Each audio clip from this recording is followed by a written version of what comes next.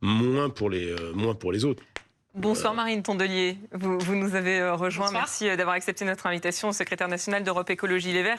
Juste pour rebondir sur ce que disait Bruno Jeudi, et avant d'évoquer l'entretien que vous avez eu cet après-midi, mais sur Bruno Retailleau, ça reste une ligne rouge, c'est un casus belli pour la gauche.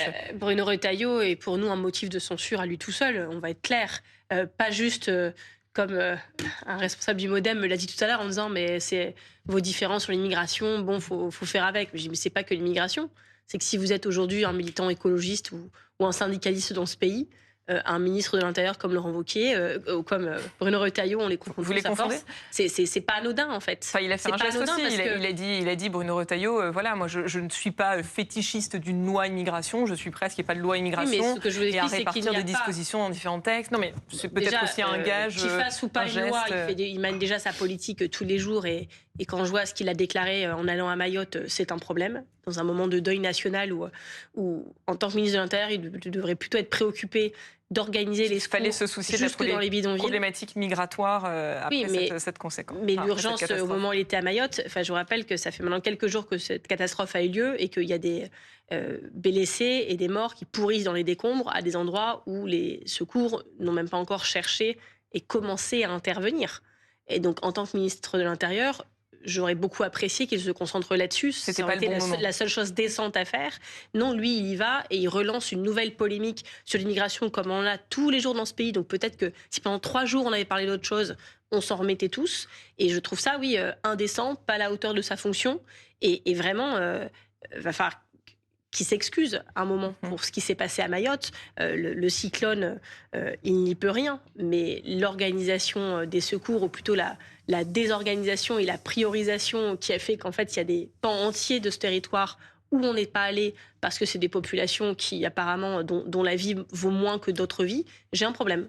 Bon, après c'est compliqué aussi, c'est ce qu'ont expliqué les services de l'État. C'est compliqué. On a des territoires qui étaient complètement inaccessibles. Je sais, avec des routes j'y suis allée au printemps, c'est extrêmement compliqué. Et du coup, quand c'est compliqué, on se concentre. Lui, ce qu'il a fait, c'est lancer une polémique pour essayer de faire diversion, dispersion et animer des plateaux télé, alors que franchement, on avait autre chose à faire dans la séquence. Oui, non, j'avais une question, parce qu'on parlait des retraites, qui est quand même un sujet de clivage, pour le coup, entre la droite, la gauche et la position du Premier ministre. Le Premier ministre a remis sur la table l'histoire de la retraite à points. Donc je signale qu'elle a été votée par l'Assemblée nationale du temps d'Édouard Philippe. Elle est au Sénat. Au 49.3 d'ailleurs, c'est par 49.3 qu'elle a été adoptée. Et qu'elle a voté, si je puis me permettre. Quand c'est par 49.3, c'est pas voté, c'est adopté. Enfin, elle a été adoptée. D'accord. Après, elle est partie au Sénat et on l'a laissée de côté parce qu'il y a eu la crise sanitaire. Je voulais savoir quelle était votre position sur la retraite par points. Est-ce que vous y êtes favorable ? Moi, je ne vais pas vous faire ce soir tout le débat sur les retraites. Parce mais est-ce que c'est une ouverture du Premier ministre Apparemment, on va avoir 9 mois pour l'avoir. Donc allons-y. Qui pourrait être saisissable. Ah, vous dites quand même, allons-y. Ah non, quand je dis allons-y, j'ai dit c'est loin d'être terminé. On aura, je pense, des émissions dédiées au sujet. Ah oui, d'accord, mais sur les 9 mois, il ne faut pas le comprendre quand vous dites allons-y. C'est allons-y sur la conférence sociale et on est prêt à débattre pendant 9 mois et à rouvrir le débat. Oui, mais moi, mon gros problème avec cette proposition, on a un Premier ministre qui est coincé, qui est complètement dans une impasse, au pied du mur, et il l'a dit lui-même tout à l'heure, au pied ou au bord de la falaise, je sais pas. Il a dit la prochaine étape, c'est la falaise. Il y a beaucoup de vide sous ses pieds. Il arrive tout à l'heure, et nous, on se dit, on a quand même tous prévenu les socialistes, les écologistes, les communistes, qu'on avait quand même beaucoup d'a priori de censure, et que le doute subsistait peu sur la direction qu'on prenait tous.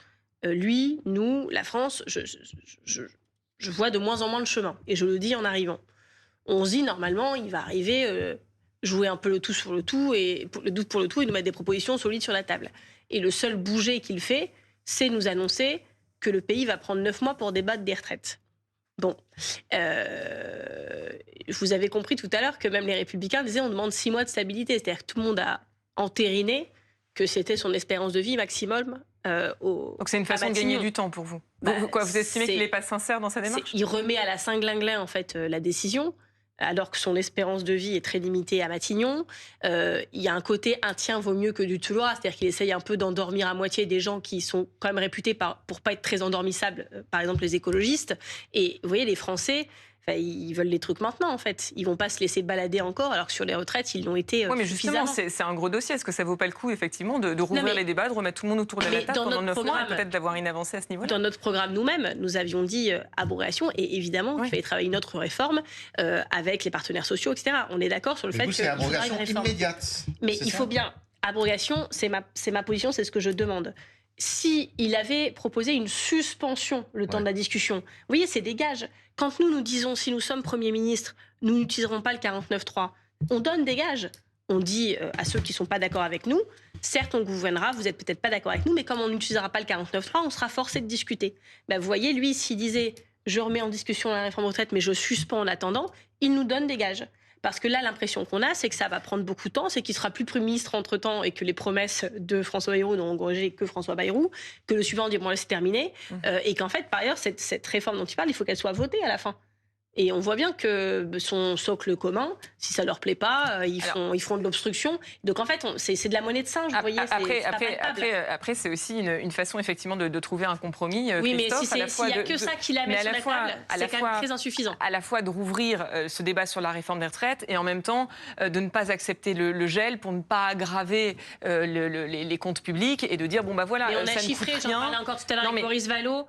6 mois dans cette période d'instabilité, c'est pas grand-chose. Enfin, vous savez bien, c'est pas en ce moment que vous allez faire des grandes réformes vu la situation politique et l'instabilité actuelle. C'est extrêmement compliqué. Donc, est-ce que c'est pas un compromis, voilà, un espèce d'en même temps qu'il a réussi à trouver? Sa vision de la retraite, François Bayrou l'avait peaufiné, précisé lors de ses vœux en 2023, alors qu'on était en plein débat de la réforme Borne. Il avait fait son deuil de la réforme par points et il venait avec une autre manière de calculer ce que nous coûtent les retraites. Il avait notamment une lecture inédite, enfin différente des autres partis, de ce que pèse sur l'État la retraite des fonctionnaires. C'est-à-dire qu'aujourd'hui, quand vous engagez un fonctionnaire, sécurité de l'emploi, vous vous engagez à le payer pendant toute sa carrière, puis à payer sa retraite. Et donc, il avait refait toute sa base de calcul comme ça. Et je pense que c'est cette analyse-là qui, depuis, lui sert de lest, de grille de lecture. C'est ce qui fait que sur le financement, il ne veut pas céder le début du commencement d'un arrêt des recettes. C'est pour ça qu'il dit non, pendant qu'on discute d'un éventuel changement majeur de réforme des retraites,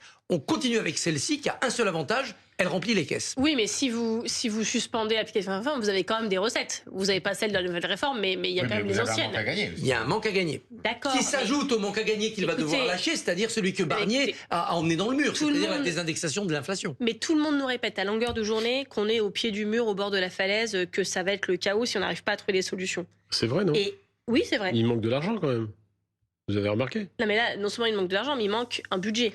Oui. Et donc il va bien falloir qu'on se mette d'accord. Et donc si commencer par vider les caisses. Non mais en fait ils nous disent qu'il va falloir de la stabilité politique, de retrouver de la confiance ensemble, de trouver un chemin. Mais en fait quand on les écoute, leur chemin c'est quoi?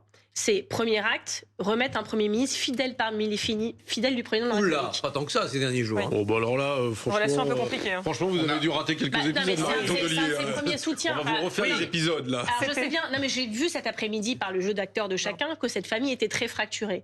Il n'empêche que c'est quand même la même famille politique. C'est la preuve qu'ils sont pas si. C'est la preuve qu'il n'est pas un fidèle parmi les fidèles. C'est l'un des premiers fidèles d'Emmanuel Macron en 2017. Oui, mais c'est pas celui qu'Emmanuel Macron voulait nommer au début. D'accord, mais il garde quand même quelqu'un de sa famille politique, un de ses premiers soutiens. Deuxièmement, Sarkozy était l'un des premiers fidèles de Chirac il y a 25 ans. Et deuxièmement, il nous explique qu'ils peuvent rien changer sur rien. Donc en fait, quand il nous parle de stabilité, il parle en fait de continuité. Non, il vous fait une ouverture. Il vous fait une ouverture et il vous dit... C'est quoi l'ouverture? C'est que dans 9 mois... Je suis prêt à revenir sur l'âge de 64 ans. Si vous arrivez... Il le formule à peu près comme ça. Si vous arrivez avec des financements qui se substituent, si vous voulez, à l'abandon de cet âge de départ à la retraite. Oui, mais vous voyez, moi, j'ai passé l'âge de croire au Père Noël. Est-ce que vous avez des propositions à lui faire là-dessus? Mais bien sûr. Alors lesquelles? Ça serait intéressant. Mais nous allons discuter avec les partenaires sociaux. C'est comme ça qu'il faut faire. Mais moi, je vois bien... Donc vous allez accepter la participation à cette conférence sociale, vous irez? Ça s'applique plutôt aux partenaires sociaux et économiques, la conférence sociale. Et aux forces politiques de ce qu'on a compris. Il y a les groupes aussi politiques dedans. Oui, je pense pas que ce sera au même endroit. De ce que j'ai compris, mais on ne comprend pas toujours tout. Mais donc vous y participerez?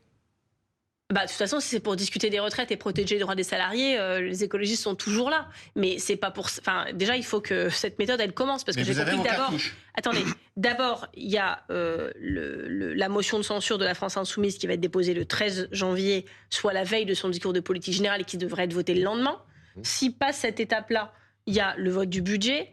Et ensuite seulement on commencera à parler des retraites. Donc vous voyez bien que franchement c'est très hypothétique. Alors justement refaisons le calendrier. Il faut déjà que ce gouvernement sorte un jour et je pense que quand il va sortir, on ne sera pas beaucoup plus rapproché du consensus qu'on est aujourd'hui, si vous voyez ce que je veux dire. Alors justement, vous dites s'il passe cette étape-là, pardonnez-moi, du vote d'une motion de censure, vous en êtes où, vous, dans votre réflexion à l'heure actuelle?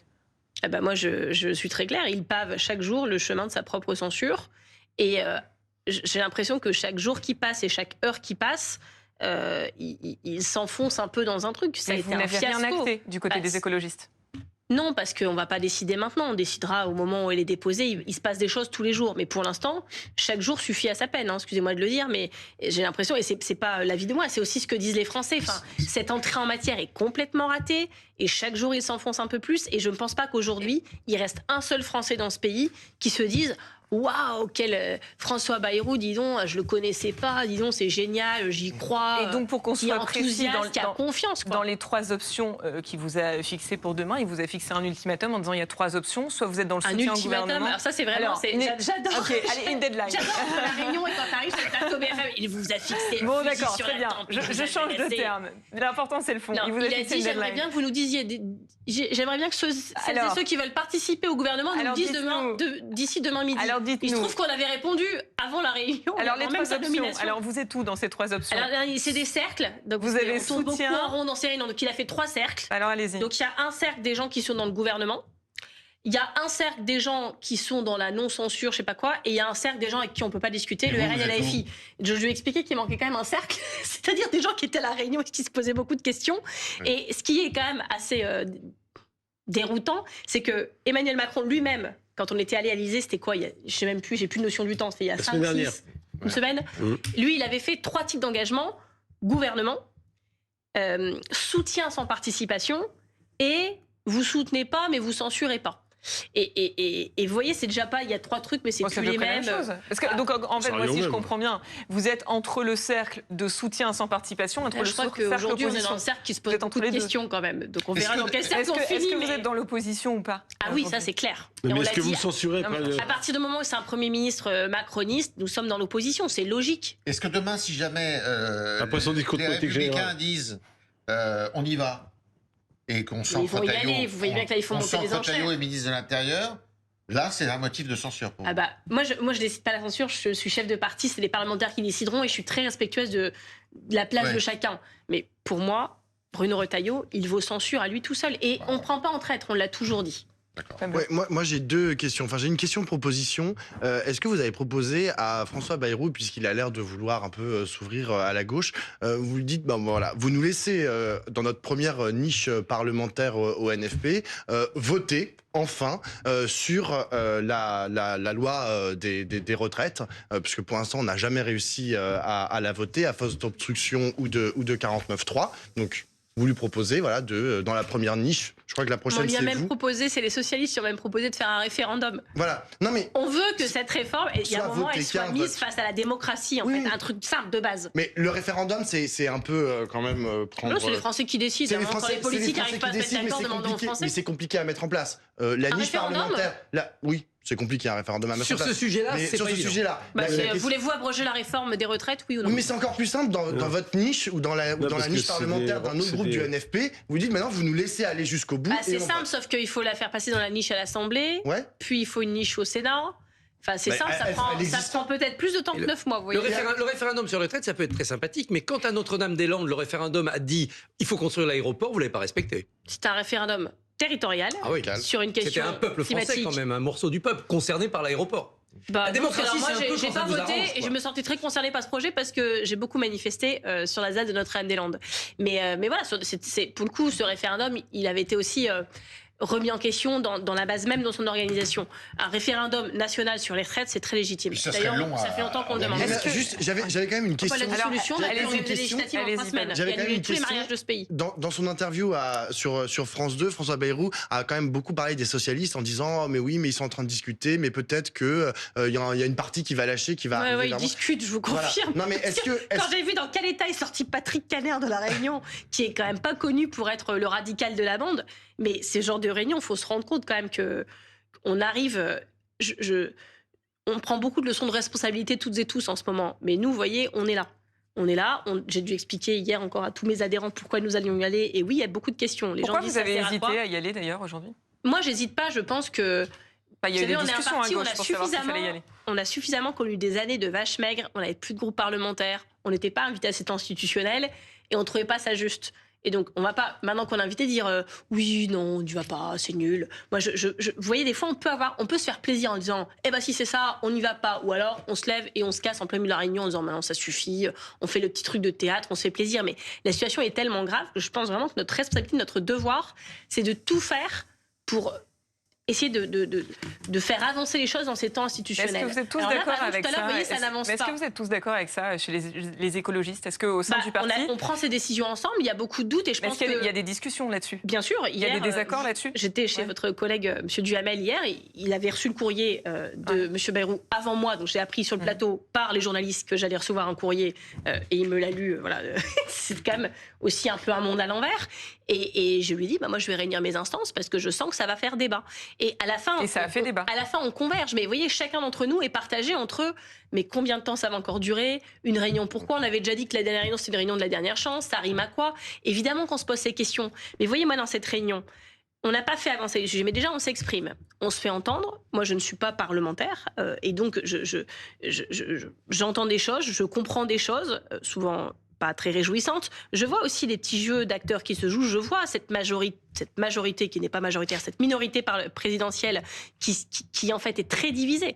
Et on l'a vu de toute façon pendant le gouvernement Barnier. Il parle de socle commun. Mais pour moi, un socle, c'est un roc, c'est solide, quoi. Le socle commun, ils sont d'accord entre eux sur les impôts. Ils sont d'accord entre eux sur les recettes. Vous avez pas tous pris la même décision à gauche. Il y en a qui sont pas allés, il y en a qui sont allés. Exactement, oui, mais sur le budget, on est d'accord.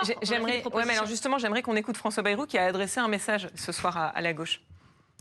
Je crois qu'ils ont une réflexion entre eux. Ils n'ont pas envie d'être assimilés. Ils n'ont pas envie qu'on dise ils ont changé de camp. Parce que vous voyez bien les débats internes aux partis politiques et dans le rapport avec ceux qui les soutiennent.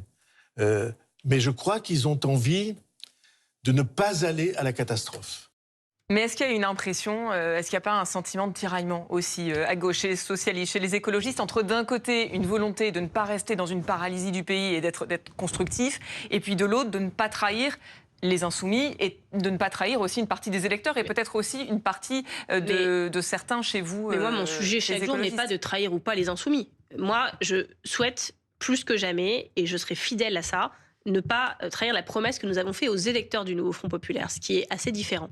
Et par exemple, la divergence que j'ai avec les insoumis, c'est que je ne pense pas que nous ayons le luxe, pas juste pour nous-mêmes, mais pour les personnes, les causes et les valeurs que nous défendons, d'attendre le grand soir où nous aurons des marges d'action fantastiques, parce que vous savez, les gens qui sont en première ligne de cette crise sociale, moi je pense qu'on doit s'interposer entre Emmanuel Macron et eux. On doit s'interposer entre Macron et les Français. Et donc je ne pense pas non qu'on ait le luxe de dire eh ben nous, on agira quand on aura Matignon, tous les ministères. Si il y a des gens qui nous regardent, si on arrive à suspendre 6 mois l'application de la réforme des retraites, ça change leur quotidien parce qu'ils allaient devoir la prendre ou pas dans 6 mois, ils peuvent la prendre plus tôt. Ça joue en fait. Il y a aussi des personnes qui ont un SMIC aujourd'hui, qui n'auront peut-être pas le SMIC à 1 600 €, peut-être qu'on peut l'augmenter un peu, et ce sera toujours ça de prix. Dans la réforme des retraites, quand même, le Premier ministre a indiqué que la réforme qui est en place permettait quand même d'augmenter les petites retraites, et que sa suspension, c'est un des arguments qu'il a avancé. Dans le PLF, c'est un des arguments qu'il a avancé. La suspension remettrait en cause ces augmentations. Oui, mais ça, il y a toujours des solutions, vous le savez bien. C'est-à-dire que pour ça, il faut voter un PLF. Oui. Est-ce que vous êtes aujourd'hui, vous, les écologistes, plus proches de la France insoumise, qui a de toute manière la censure comme arme permanente, ou du Parti socialiste, où il y a un débat intense actuellement pour dire il faut surtout pas censurer d'emblée. En fait, ça agace beaucoup les écologistes quand on nous pose la question comme ça. Parce qu'on ne se détermine Parce que ça vous gêne pas. alors? Non, c'est parce que c'est assez insupportable de se dire les écologistes, ils doivent se définir soit par rapport à la FI, soit par rapport au PS. Nous sommes écologistes. Nous nous définissons en fonction de l'écologie. C'est ça notre curseur. Ça fait longtemps qu'on n'en a pas parlé d'écologie, là, pour le coup. Oui, mais justement. Et peut-être que si on me pose des questions sur l'écologie, je peux tout savoir par rapport à la FI, par rapport au PS. On n'est pas en train de choisir entre papa et maman. En fait. C'est pas comme ça que se pose la question. Dois-je en déduire que vous attendrez le discours de politique générale, et notamment son chapitre transition écologique, pour dire si vous déposez une motion de censure ou si vous en votez une de celles qui sont déposées? Je pense être la seule chef de parti et les seuls groupes parlementaires à avoir parlé beaucoup du sujet avec M. Bayrou lors de notre tête-à-tête. Vous l'avez senti ouvert, moderne? J'étais très déstabilisée parce que quand je lui parlais de budget piste cyclable, du plan vélo à 0 €, des flottes de véhicules électriques à moins 500 millions d'euros, de biodiversité moins 137 millions d'euros, fonds vert moins 60%, je lui dis, vous vous rendez compte quand même de ce budget? Je dis, moi, si vous nous remettez le budget de 2024 sur l'écologie, on sera content. Et il répond, oui, mais comme maire de Pau, j'ai fait beaucoup de pistes cyclables. Je dis d'accord, mais moi je m'adresse pas au maire de Pau. C'est une manière de vous dire, je vais appuyer cette disposition-là. Ensuite, non, c'était une manière qui descendait de son Falcon et qu'il était encore à Pau. Vous l'avez senti un peu fermé sur l'écologie. Ensuite, je lui dis, mais sur la planification écologique, Madame Borne, on a plein de désaccords. Ce truc-là, c'était un début de commencement de truc intéressant. Il est où le SGPE? En tant que haut commissaire au plan, je peux vous dire, il était en dessous de moi dans le bâtiment. Je dis, merci monsieur le haut commissaire au plan, mais je parle au Premier ministre. Et donc je n'ai jamais eu de réponse du Premier ministre sur le sujet. C'était déroutant. Et tout à l'heure, il a sûrement voulu me faire plaisir.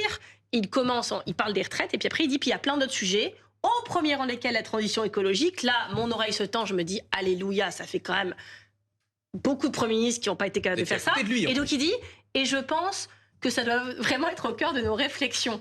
Et je le reprends en disant, de nos actions. Moi, je suis pas là pour réfléchir. Ça fait 10 ans qu'on réfléchit, maintenant il faut agir. Et donc il dit oui, bon c'est vrai, je n'ai pas pensé. Oui, il pense jamais en fait. Henri IV disait un acte vaut 5 dires. Je n'en peux plus des cours d'histoire parce que moi aussi j'ai eu le Conseil national de résistance, j'ai eu De Gaulle à Londres, j'ai eu toute l'histoire de France. Un acte vaut 5 dires, c'est quelque chose que vous pouvez servir. Ça vaut mieux que de tu l'auras. On va pas se faire un concours, on va revenir en 2024, on va revenir avec François Bayrou. Une citation de François Bayrou ce soir qui va peut-être vous inspirer et que vous avez soulevé. En clair, il est en train de dire, voilà, si j'échoue, ce sera la falaise. Voilà, ce sera la falaise, ce sera une catastrophe pour l'ensemble du pays. Écoutez. On doit essayer. Et je crois qu'on peut y arriver. Et je crois que le chemin existe. Alors c'est peut-être un optimisme délirant. C'est peut-être quelqu'un qui ne voit pas la réalité. Mais je vous dis avec certitude, si on ne réussit pas dans cet essai, alors c'est la dernière station avant la falaise. Je suis sûre que ça vous a inspiré, cette phrase. Oui, j'ai le vertige d'avance. Mais en fait, ce qui est assez sidérant, c'est que Emmanuel Macron, il a passé tout un été à pas nommer de Premier ministre. Moi, quand j'ai vu, je crois que c'était même, on commence à les confondre parce qu'il y en a trop de Premiers ministres en ce moment, mais je crois que c'était Michel Barnier qui me dit, mais vous comprenez, j'ai eu que 12 jours pour faire mon budget. Je dis, oui, je comprends très bien, parce qu'on a dit tout l'été que les semaines et les semaines qui passaient feraient que, quel que soit le Premier ministre, il serait dans une merde noire pour faire son budget. Ça peut pas fonctionner en 15 jours. Et il m'avait dit, oui, je sais, je vous avais entendu le dire, j'étais d'accord. J'ai dit, oui, d'accord, sauf qu'on en est là. Ensuite, il nomme Michel Barnier en faisant de Paris que nommer quelqu'un de LR avec le RN ne censure pas, tout ça marcherait. Ça conduit au fiasco. Et donc, normalement, on apprend de ses erreurs, même quand on est président de la République. Et là, il dit, tiens, je vais retenter la même expérience. Je vais remettre quelqu'un de mon camp et les mêmes causes vont produire les mêmes conséquences. Ouais, et donc venir aujourd'hui nous dire, nous on est complètement irresponsables, on refait toutes les mêmes conneries. Par contre, vous maintenant, vous êtes responsable. Mais vous justement, Marine Tondelier, vous avez changé. Vous, les socialistes, les communistes, vous avez changé depuis l'été dernier. Parce que l'été dernier, c'était censure. Michel Barnier on a fait d'autres propositions et elles ont eu une fin de recevoir. Mais vous avez aussi tiré les leçons, j'imagine, de cette séquence, puisque là, vous êtes dans une autre démarche. Pour faire des compromis, il faut être deux. Mais alors, ma question est la suivante, et pour rebondir sur ce que disait François Bayrou, est-ce que vous seriez prête aujourd'hui à prendre le risque d'une deuxième censure, avec les conséquences que ça pourrait avoir en termes de stabilité, potentiellement plonger la France dans une période d'instabilité avec des gouvernements comme ça qui s'enchaîneraient? Même les syndicats sont inquiets. Je ne sais pas si vous avez vu ce communiqué. Bien sûr, parce que c'est suite à une discussion représentants des organisations patronales et syndicales. C'est suite à une discussion avec plusieurs centrales syndicales que nous avons pris la décision chez les écologistes d'écrire à tous les chefs de parti l'après-midi même avant le vote de la Ils ont censure. demandé, je le précise pour les téléspectateurs qui nous regardent, dans ce communiqué, ils appellent les forces politiques à plus de stabilité. Oui. Ils disent on a besoin de stabilité, on a Mais besoin de la stabilité, c'est pas la visibilité. continuité. Et oui, mais ils disent faites des compromis. Utilisez, dialoguez, discutez, mais faites des compromis. On est d'accord, on discute chaque jour. Chaque jour. Mais vous prendriez le risque Mais- d'une deuxième censure? Mais vous savez, voter les censures, ça ne fait plaisir à personne. Vous savez, les députés écologistes qui l'ont voté là, ils savent pourquoi ils l'ont voté, mais ils l'ont pas fait pour se faire plaisir. C'est pas un truc. Et en fait, ce qui est intéressant, c'est qu'il y a deux armes constitutionnelles qui permettent vraiment de désavouer. Il y a le 49.3, qui est l'arme de l'exécutif contre les parlementaires, et la motion de censure, qui est l'arme, en gros, des parlementaires contre l'exécutif. Et le 49.3, c'est hop, toutes les semaines, tac, tac, tac, tac, tac, tac, tac. Et la motion de censure, par contre, c'est irresponsable d'y toucher. Bah, en fait, c'est des. Ah bah c'est des- là, il a dit qu'il n'utiliserait pas le 49.3, Non. sauf cas Il nous a dit, je l'utiliserai pas, sauf s'il y a si pas j'ai d'autre besoin de solution. l'utiliser. Bah, donc, il va excusez-moi, pourquoi j'ai jamais vu. C'est hypocrite. Pourquoi vous ne patientiez pas 6 mois, finalement, puisque dans 6 mois, il y aura matière et possibilité de faire des élections législatives, et que vous le censurez dans 6 mois. Bah, parce qu'on a déjà perdu 6 mois pour le climat, 6 mois pour la justice sociale. Oui, mais et si que vous le budget- remettez une pièce dans Oui, la mais en censure, fait, vous avez l'air de dire. ça sera encore Par pire. exemple, vous parlez, comment ils vont faire les budgets des collectivités. Moi, je suis conseillère régionale des Hauts-de-France. On n'a pas pu faire des débats budgétaires parce qu'on ne sait pas à quelle sauce on va être mangé. Mais si on avait déjà voté le PLF, on saurait déjà que c'est la catastrophe pour les collectivités, qui allaient perdre 10 milliards d'euros. Les maires, mes maires écolos, Inzé Marine, c'est les gamins à la rue, que l'État n'aide plus, qu'on aide sur nos fonds propres. Je ne sais plus le faire. Parce que, évidemment, quand ils coupent les budgets, le président de la métropole de Lyon, donc la métropole de Lyon, elle a aussi les compétences du département. Il gère les EHPAD. Il ne va pas fermer les EHPAD. Il ne va pas fermer les cantines des collèges. Et il peut ralentir les investissements. Bon, ça a fait chuter la commande publique. Ça fait effondrer le secteur du BTP local. Et puis, il y a tout ce qu'ils font en plus de ce qu'ils devraient faire parce que l'État ne le fait plus. Et ils ne savent plus tenir les bouts. Et donc, quand je dis qu'il faut de l'argent pour les collectivités, je dis pas ça pour que les élus se gavent. C'est l'argent des collectivités, c'est à la fin, c'est pour les Français. Hein, c'est le service de proximité. Monsieur Bayrou nous disait tout à l'heure, moi je suis pour les services publics, il faut mettre plus de maisons France Service. On lui a fait remarquer du tac au tac que les maisons France Service aujourd'hui, elles sont payées par les collectivités. Parce que l'État ne le fait plus. Les collectivités se substituent aux carences de l'État. Bruno Jeudi, moi quand même, ce que je comprends quand même dans vos propos, Marine Tondelier, c'est que autant l'été dernier...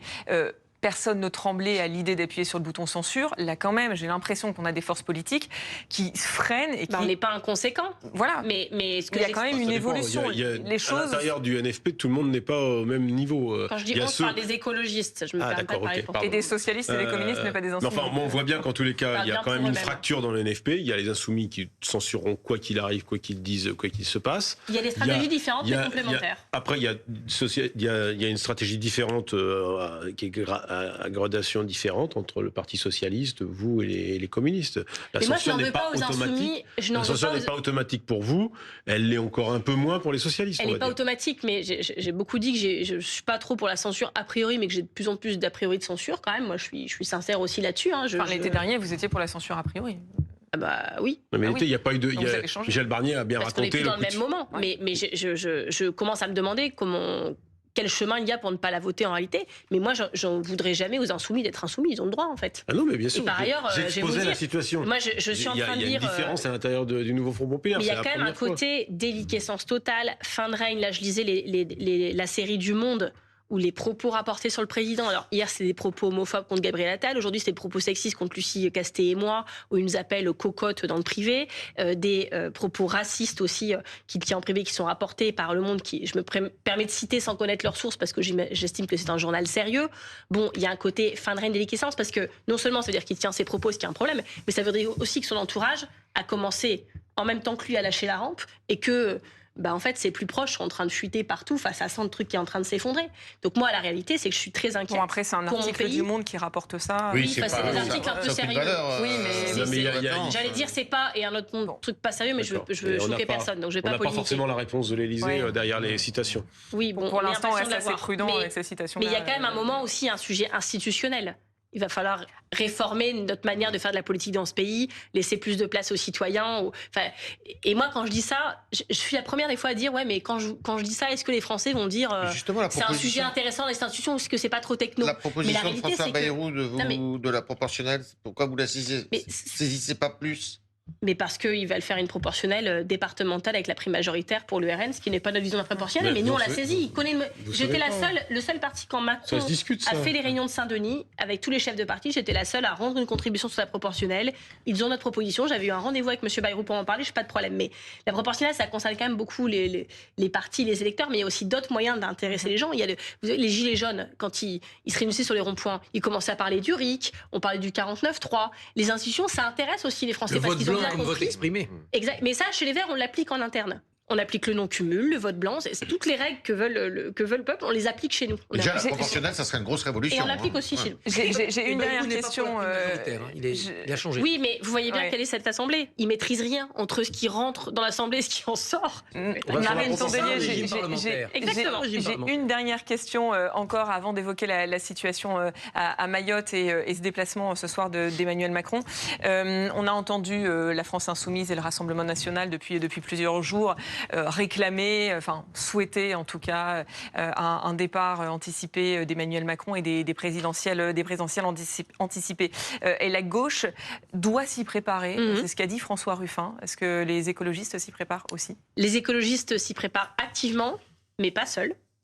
Vous savez qu'on a lancé, Lucie Castet et moi, une initiative qui s'appelle gagnonsensemble.fr il y a j'ai perdu tout rapport au temps à force de ne pas dormir, je sais plus.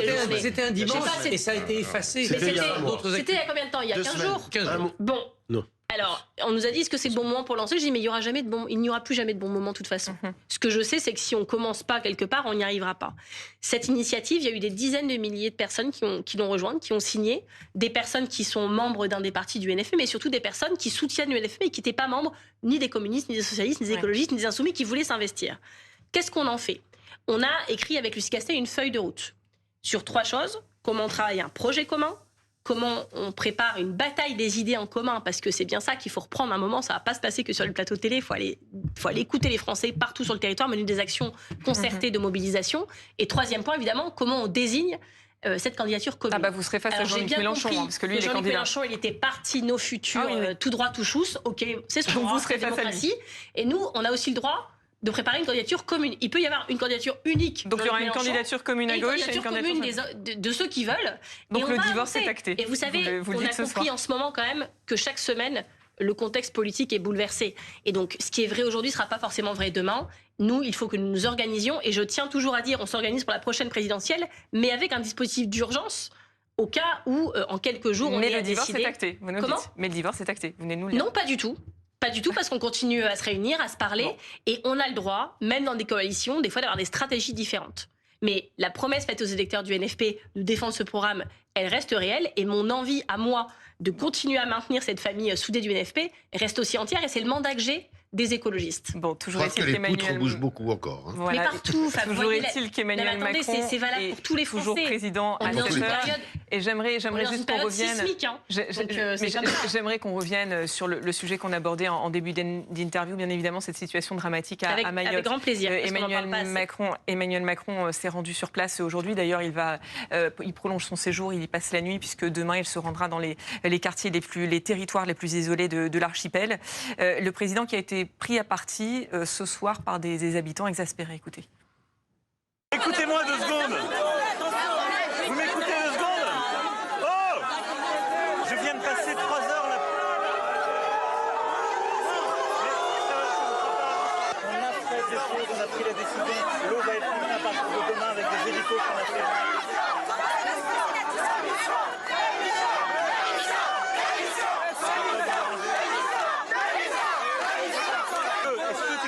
Collègues, est-ce que vous voulez que je sais vous dire où on en est, ce qu'on fait? Oui.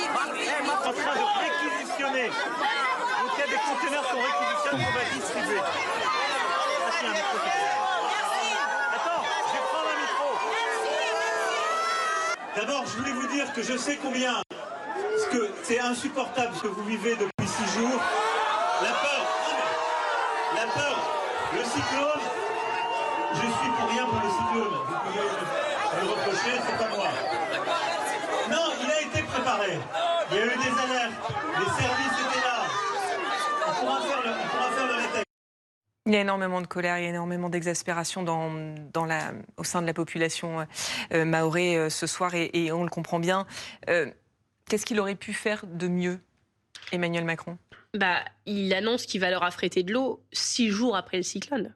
Donc je ne sais pas si vous imaginez dans quelles conditions vivent les habitantes et les habitants du territoire depuis 6 jours. Moi, il se trouve que j'y étais au printemps dernier, au moment de l'opération Vent de Bouchou 2. Il y a un pont aérien qui a été mis rapidement. Non, mais j'y suis allée, j'ai noué des contacts sur place, et au moment de Vent de Bouchou 2, il se trouve que j'étais avec une délégation de parlementaires écologistes qui ont été visiter le CRA, la prison, des lieux de privation de liberté où moi, je ne pouvais pas accéder parce que je n'ai pas le statut de parlementaire. Et donc pendant ce temps-là, j'étais allée dans ces lieux où en fait l'État n'accède pas. L'État, les autorités, ils y vont pas. C'est vraiment un territoire à part. Mais moi, ils m'avaient vu à la télé le matin. Ils avaient dit c'est la dame des écolos, on la laisse rentrer, on va vous montrer. Quand on parle de bidonville, c'est pas quelques bicoques. Hein. C'est tout un village. Enfin, c'est des centaines et des centaines de maisons. Des habitations à flanc de colline. Qui n'existe pas pour l'administration. Qui n'existe pas. On fait comme si ça n'existait pas et qui, après, au moment de tout a été rasé parce qu'ils disent on veut plus de bidonville. Mais qu'est-ce qu'ils font? Ils arrivent avec des tractopelles, ils rasent tout et ils partent. Et donc les gens, ils se réfugient un peu plus loin dans la montagne, ils reconstruisent tout derrière, Vent de Bouchou 2, ils repartent un peu plus loin, et c'est terrible. Enfin, c'est des gens qui vivent avec un tuyau d'arrosage pour tout le village, avec le choléra, enfin, c'est terrible. Et ils ont réussi à éradiquer le choléra en juillet dernier, heureusement, parce que sinon il flamberait. Et là, ce qui s'est passé, c'est que moi, quand j'étais dans le bureau du Premier ministre, il disait c'est étonnant parce qu'on parlait de beaucoup de victimes, puis il n'y a que très très peu de victimes de morts recensées. Je disais, mais Monsieur Bayrou... moi, je l'ai vécu aussi à la jungle de Calais. Hein, quand Elisabeth Borne me disait pourquoi il y a des enfants qui dorment à la rue, vous dites, alors qu'en fait, il y a des centres ouverts à 50 km, ils n'y vont pas. Je dis, mais parce que la police française lacère les tentes des gamins. Et donc, quand ils voient arriver la police, ils fuient tous. Quand on dit, montez dans cette camionnette, on va vous envoyer au chaud, ils disent, ils ont confiance dans rien. Et donc là, ce qui s'est passé depuis 6 jours, c'est qu'en fait, et c'est les copains qui sont sur place qui me le racontent, les secours se sont concentrés sur les zones officielles. Et tout ce qui est l'habitat un peu... Il y avait un problème d'accessibilité aussi à ces zones-là. Mais je suis désolée. Pareil pour l'acheminement de l'aide. Attendez. Il y aurait eu dans les Alpes la même situation. On aurait été dans tous les villages chercher les gens. Ça fait 6 jours qu'il y a des cadavres qui pourrissent dans les décombres. On est précisément dans les Alpes. On n'est pas dans les Alpes. Justement, il y avait des gens sur place. Les cadavres ont pourri dans les décombres et des blessés sont en train de mourir dans des coulées de boue et dans des décombres. Oui, d'accord, mais personne n'est allé encore parce que justement, c'est inaccessible, c'est très difficile d'accès et vous ne pouvez pas comparer le département de la Savoie, de la Haute-Savoie, des Alpes de Haute-Provence avec Mayotte. Vous avez raison en partie, mais il y a aussi un côté loin des yeux, loin du cœur. Emmanuel Macron paye des dizaines d'années d'incurie de l'État. Oui, mais c'est pas lui. Mayotte, c'est pas lui. J'ai pas dit que c'était que lui. Son dernier voyage à Mayotte, c'était illustré déjà par ça veut dire en mahorais, ça veut dire c'est un État qui est bricolé. C'est un îlot de pauvreté pour la France. Hein. Je rappelle que c'est le département le plus pauvre de la France, mais c'est un îlot de prospérité dans la région. Mais la France donne beaucoup quand même à Mayotte. Non, mais il n'empêche. Mais Mayotte rapporte aussi beaucoup à la France. Mayotte rapporte beaucoup à la France parce que c'est en fait stratégiquement et militairement c'est important d'avoir cet îlot-là. Mais je crois que le problème il vient peut-être du fait que de l'intégration régionale. On a arraché Mayotte et c'était choix des Mahorais et des Mahoraises. On l'a arraché, c'est le choix des Mahorais à son archipel, mais c'est le choix des Mahorais et des Mahoraises. C'est vrai. Maintenant, il faut résoudre ce problème. Le nœud gordien, c'est la relation avec l'Union des Comores. Mais tout à fait. Qui est un gouvernement. Alors attendez, chacun son tour. Bruno, allez-y. Non, mais la question, si on raisonne, il y a une histoire avec cette île qui est devenue un département après un référendum sur place. La France donne beaucoup, pas suffisamment évidemment. C'est une situation qui n'est pas comparable. C'est impossible de comparer Mayotte avec un département, même un autre département d'outre-mer d'ailleurs. Ça c'est sûr que j'avais fait tous les départements d'outre-mer et ce que j'ai vécu à Mayotte était terrible. Et je pense que la situation de Mayotte, il faut plutôt la gérer aussi régionalement avec une relation digne de ce nom avec le gouvernement de l'Union des Comores. Sauf que c'est impossible. Ce qu'il faut que vous sachiez, c'est que le gouvernement des Comores, tous les ministres du gouvernement des Comores ont aussi la nationalité française. Sincèrement, ils sont très hostiles à la France, mais ils profitent de tous les avantages que la France peut leur offrir, et on est dans un territoire hostile. C'est très clair, ça. Mais c'est vrai. Et en plus, il y a une chose qui me paraît quand même assez compliquée dans le discours que vous tenez, et que vous reprochez d'ailleurs à M. Retailleau, c'est quand Bruno Retailleau, peut-être de façon maladroite, dit il y a un problème quand même avec l'immigration, et un tiers de la population, comme vous le savez, est clandestine sur l'archipel de Mayotte. eh ben, il faut quand même l'évoquer. Oui, attendez, et il faut quand même dire que c'est une des sources de problème. Attendez, c'est pas les migrants qui ont causé le cyclone à Mayotte. Oui, c'est ce que vous disiez tout à l'heure, c'est une question de timing, c'est pas le moment d'ouvrir le débat. C'est pas le rapport entre le cyclone et les migrants, il faut arrêter. Mais puisqu'on dit que la pauvreté est un problème majeur, le climat qui est en plus déréglé. Et surtout, moi, ce qui m'avait choqué à Mayotte, c'est le degré de service public. En fait, soit on dit que c'est la France, soit c'est pas la France. Il se trouve que les Mahorais... Personne n'a dit que c'était pas la France. Les Mahorais veulent que ce soit la France, les Français veulent que ce soit la France. Et ben du coup, si c'est la France... C'est pas un territoire oublié. Et donc, en termes de niveau de service public, moi, quand j'ai vu l'hôpital, les écoles, c'est indécent. Personne n'accepterait, dans le Pas-de-Calais où j'habite, en Seine-Saint-Denis, encore moins dans notre département, que les enfants et les malades soient traités comme ça. Deuxième chose, les minima sociaux sont 25% moins chers en moyenne là-bas. Sauf que le coût de la vie est plus cher. Parce qu'à Mayotte, vous n'avez pas l'eau courante toute la journée.